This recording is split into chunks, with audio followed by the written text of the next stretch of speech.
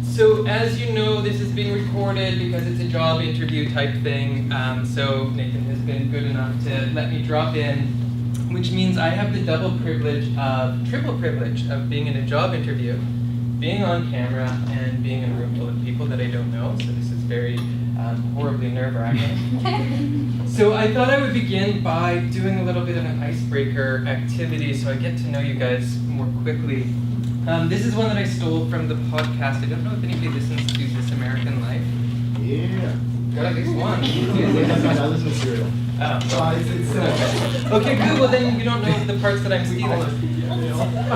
So the icebreaker itself is like if you're at a boring dinner party or you're at a conference and you have to make small talk between the different panels or the different meetings, and you're not sure what to say to somebody, and everybody's sick of talking about the weather or talking about the Leafs' lackluster victory last night. The question is, if you had the choice, you've got one superpower, do you choose the power to fly, or do you choose the power to turn invisible? Yes? What's your name? Tristan. Tristan chooses invisibility. Good, excellent. My question is actually slightly different, although that's good to know. My question is, you do have a power. You've got the mutant power to read other people's minds. There's none of those kind of monkey paw type downsides where there's a horrible curse. It's not like you're going to be overwhelmed by thoughts. You can turn it on or off. So in situations like job interviews, there's just no downside.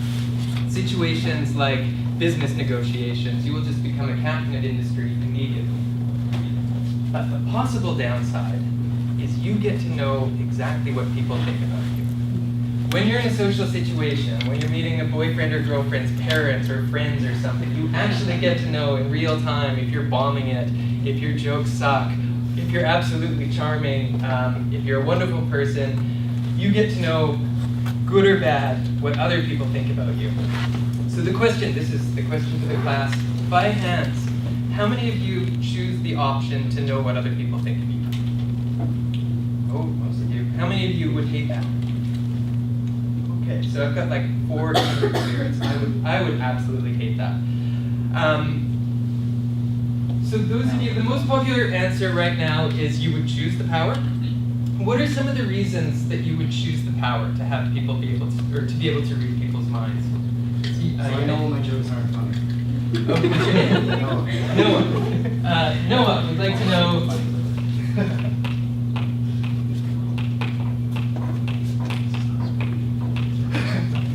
It's easier for me to write stuff. Noah wants to know if his jokes suck, but then what do you do if your jokes suck? Work on your jokes. Work on your jokes. Okay, good. Your name? Tiffany. Tiffany. I guess if you think you know how someone thinks about you, you could try and change your personality if it's bad. Like if you think negatively about you, if you think it's something bad, you should try to change it. Yeah, if, for example, you're in conversations with people and like, oh my god, that Tiffany is so passive aggressive. Okay, I'm not saying that you are, but in case you are. Yeah, you can actually change your behavior in real time. You can kind of grow as a person.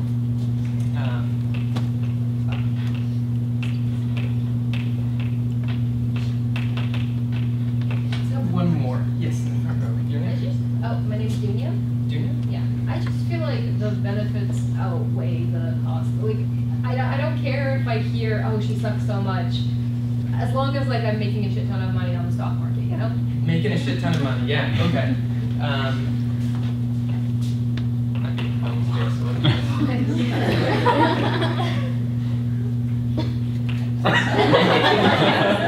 would be an embarrassing spelling mistake.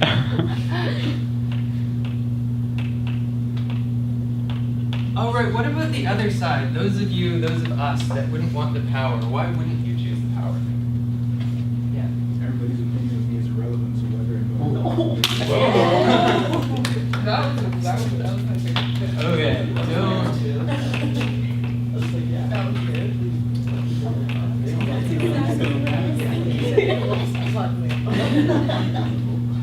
I just didn't write everybody's opinion is irrelevant because it's really hard on my shoulder. So that's your answer. Your phrasing was better, but I'm going to truncate it.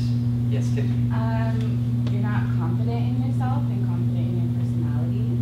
So can you say more about that? Like, what do you mean? Like if, like I wouldn't want, like just in a negative way, I'm thinking of it.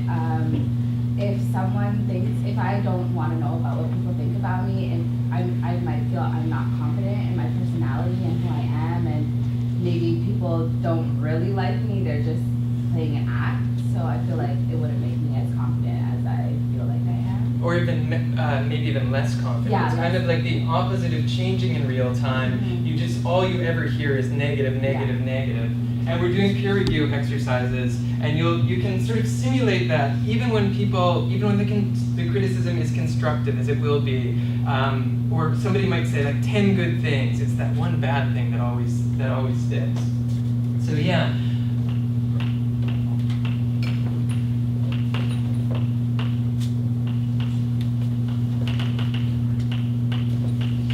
And maybe one last one from the no. Yes. Your name.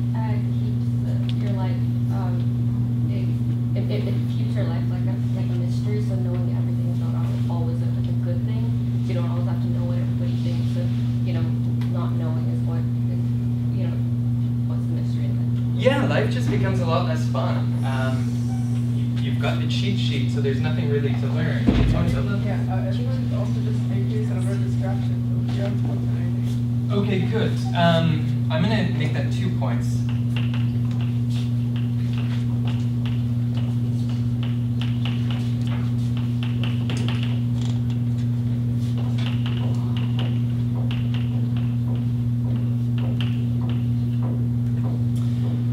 Okay, I'm just trying to think of ways that we can turn this into an umbrella. I'm gonna go with this one. All of these were really excellent. This is just easier to group, and I only need one grouping. So we'll take, you should use the power to be able to read people's minds, because one, you can know if your jokes suck, two, and then if your jokes suck, up your joke game. Related to that, you can change your behavior. Related to that, you can make a shit ton of money. So basically,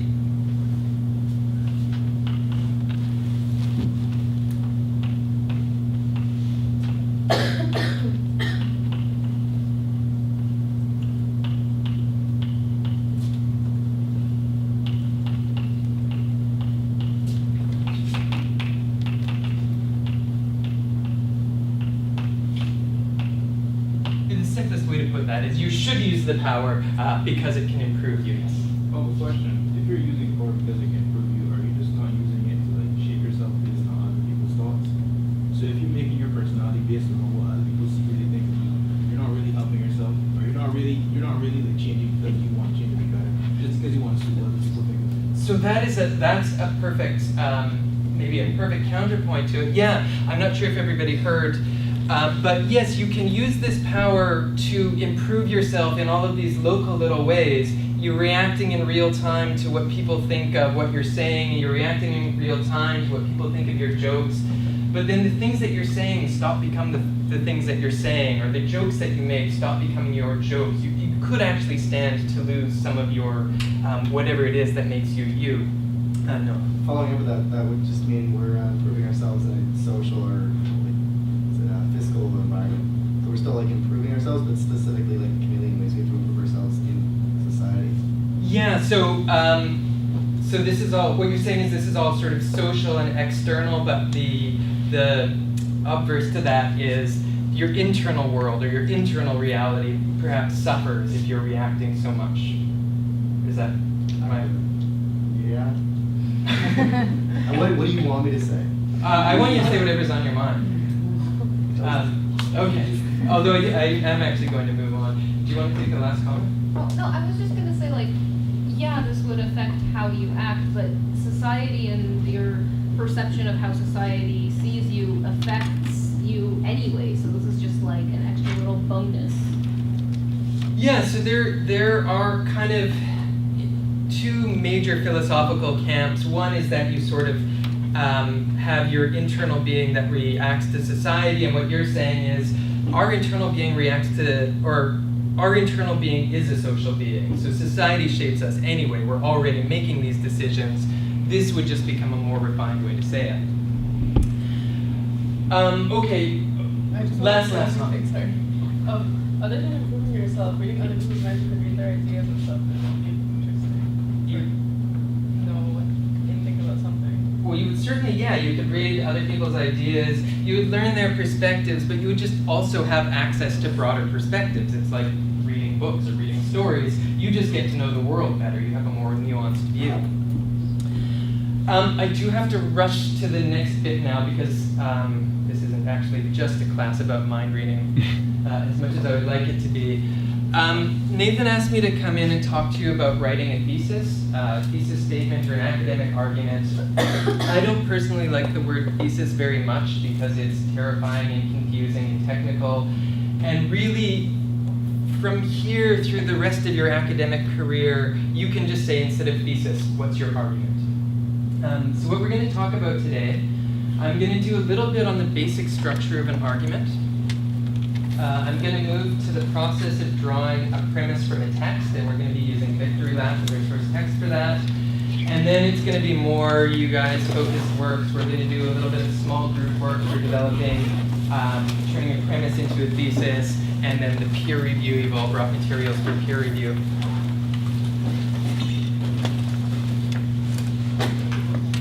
And before I can keep going, how come those donuts are parked? Keep going. Keep them going. Do it go backwards. I thought you said they go backwards. Or just anywhere.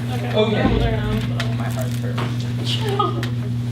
So when you're reading whatever your course text is on writing or whatever handbook gets assigned for the class, you're going to be getting a lot of different models for how to write a thesis or what's the job of a thesis. I've come up with this because it's a really simple two-part technique that it's the kind of thing that evolves as you evolve. So no matter what level of writer you are, you can think of an argument as sort of a two-part structure. It's kind of a formula, but it's a formula that's a little bit loose. So the structure will change depending on the discipline. But basically what you want to have is begin with something like an observation or an assertion or some sort of a claim, and then add the significance to it. This is exactly what we were just doing with the superpower question, right? You should use this power because this. You shouldn't use this power because that. It's as simple enough. So if this were, for example, if you were writing an argumentative essay about any topic as long as it's argumentative, you could very easily write an argumentative essay about you should use the power to read people's minds because it will improve you, would be the thesis statement. And then how does it improve you? Well, you know if your jokes suck. Well, you can change your behavior in reaction to what people think of you. Well, you can make money, something like that. So you'd have like paragraph 1, paragraph 2, paragraph 3. The formula that I've got here, the one that we did just now together on the board, is like, I claim this because of that. And when you're writing your thesis statements,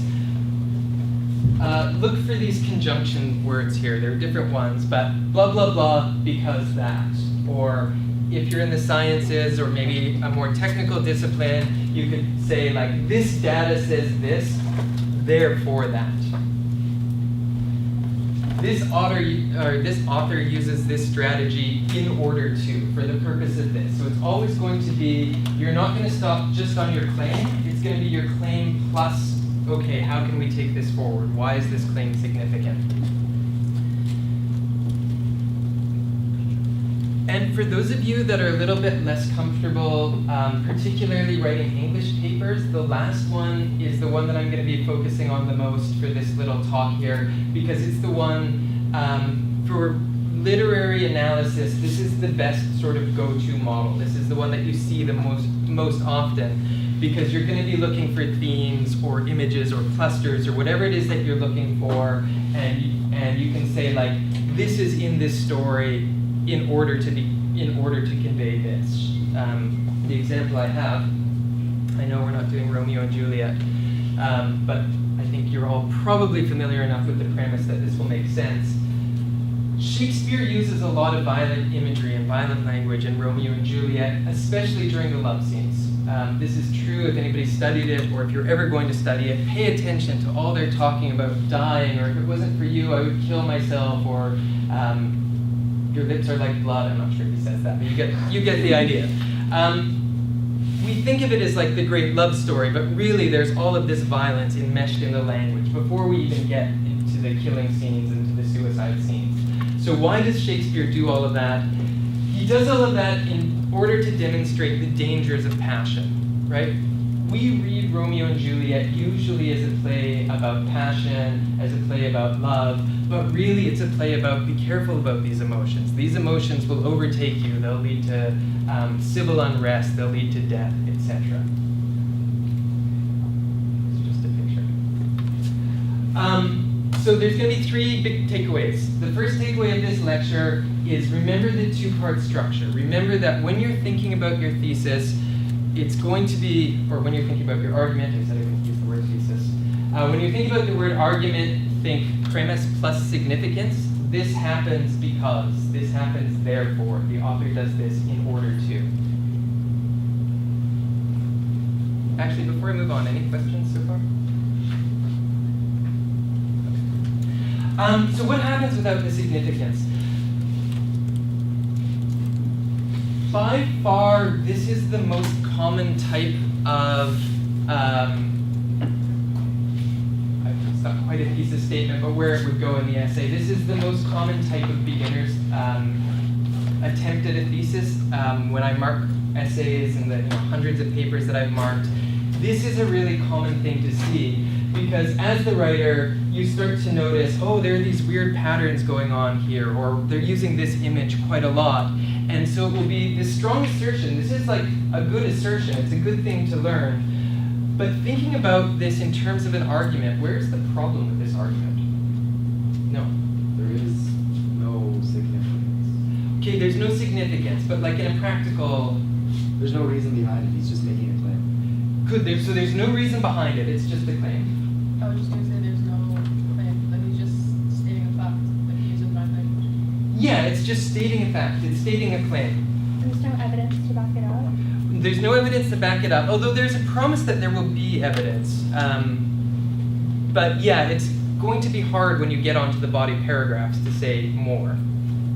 There's no like direction as to where the paper's going. There's no, well, so imagine this is your thesis statement. Where's the paper going? What would you expect to find in the next paragraphs? Descriptive dialogue, just descriptions. Evidence of bad language. Yeah, so basically you would just get evidence of, here's one time, here's another time, here's another time, here's another time, right? So it stops being an argument, it becomes like a grocery list, or a laundry list, or some sort of a list. This is what I call the kittens are cute argument. I call it the kittens are cute argument because if I were to say for my argumentative paper, kittens are cute, like what kind of monster would ever disagree with me? How could you possibly raise an objection if I say kittens are cute? Not all kittens are cute. Yes, they are. Come on. It's kittens, they're cute. It would take a really obtuse person to disagree with this. I mean, I guess you could kind of get into some postmodern, like, what is cuteness anyway, but that probably wouldn't hold much water. That doesn't have a paper written all over it. The big problem with this is that there's nothing to argue against, right? Because when so going back to the mind-reading hypothetical question, you should use this power. No, you shouldn't use this power. And then you just kind of bump into each other and there's nowhere for the argument to go on either side. So there's going to be nothing to motivate the paper, right? If you don't have to work to prove something, then you're just going to get, here's another time, here's another time, here's another time. And as far as your own self-editing process, and this is something that I'm guilty of, and that I'm sure Nathan's probably not guilty of, he's better than the rest of us. Most people are guilty of having paragraphs that begin with firstly, or another thing, or in conclusion. those words or phrases are not off the board, but if you start to see a couple of your paragraphs starting with another thing, it's almost certain that you're probably making a list, that you're not sort of pushing towards proving a point. Because if you're arguing a point that is really tough to argue, so the majority of the class thinks that it would be beneficial, you should use the mind reading power. Okay, if I'm in the minority, if I'm gonna say no, don't use that, I'm gonna have to argue extra hard. I'm gonna have to work extra hard. And because I have to work extra hard, it's going to give me some motivation. And actually my paper will probably be, or has the potential to be much better than the easier papers because there's a little bit of pushback. So the second big takeaway, which I've just, I think, tortured, but I'll just read it here. The quality of your argument depends on its ability to provoke a counter-argument. If nobody can reasonably disagree with your claim, and notice I said reasonably, because anybody can disagree with anything, but like your average reasonable person who's not being obtuse, if nobody could reasonably disagree with what you have to say, then you're not arguing. You're just stating a simple fact, or you're stating a non-controversial fact. Does anybody want to push back on that? Nobody reasonable. Nobody? That was the perfect answer. So I've got this in two parts. Can you read the red? Okay, I'll read it out loud anyway, just in case. So, building on, I mean, we've seen this already. Shakespeare uses a lot of violent language in the love scenes in Romeo and Juliet. We have a good premise here. In order to demonstrate the dangers of passion, i.e., it's not really a love story. Imagine that you had to argue against this. How would you argue against this? I might come back to you, but maybe somebody who hasn't said anything.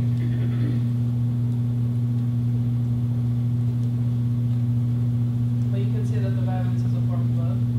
You could say that the violence is a form of love. Good. So Shakespeare uses a lot of violent language in the love scenes in Romeo and Juliet in order to show that violence is a form of love. Anybody else? You can argue that the fact that Shakespeare is using violent language in the love scenes isn't significant because he's using violent language throughout all the rest of the scenes. Like that's an argument. Good. Okay. So, and that would be that is actually a good counter argument. So Shakespeare uses a lot of violent language in the love scenes in Romeo and Juliet to give the impression that love and passion are tied up, but actually in the other scenes he uses it so it's not so unusual because it's just a violent story to begin with. Yeah. No, you've been very patient. The same thing. We say that uses the violent language in love scene and throughout the entire play to demonstrate how violence and love are violence is just a part of life. Yeah, so Shakespeare uses violent language in the love scenes and all of the other scenes in order to show how violence permeates early modern society, something like that. The point I'm trying to make is that all of the arguing against has actually been arguing against the second part, right? None of that is taking on the premise. The premise I can just show you. I can show you a couple of scenes, maybe in my introductory paragraph or maybe in my first paragraph just to say, yeah, here's one example, two examples, three examples, you get the idea. So this is happening, but why is it happening? So all of the argumentative action is happening in the second part. This is part of why the significance of your premise is so crucial, because that's the part that's going to provoke controversy. My sample, not as good as some of the ones that you guys had, but I couldn't predict what you were going to say. But you could also say, Shakespeare uses a lot of violent language in the love scenes in Romeo and Juliet in order to emphasize how petty rivalries can become, i.e., he's using love as kind of the opposite of violence. So, like violence and love are crashing into each other. It's a tragic story. It's a tragic love story because violence wins out. But he's not showing that violence and love are the same thing. He's showing that they're opposites. Your examples were much better, though. The point is, and this brings us to the third takeaway, generally speaking, and certainly, especially in the humanities, we don't tend to argue against the premises. We're going to give our author the benefit of the doubt. They've probably checked their facts. If they can use one or two examples, when you're writing this, one or two good examples is all you have to do to prove your premise. It's the second part, the part that comes after the conjunction. It's the in order to, the because, the therefore. Whatever follows that is really the grounds that your argument is taking place on. Okay. So any questions, comments? Okay. We'll call this end part one.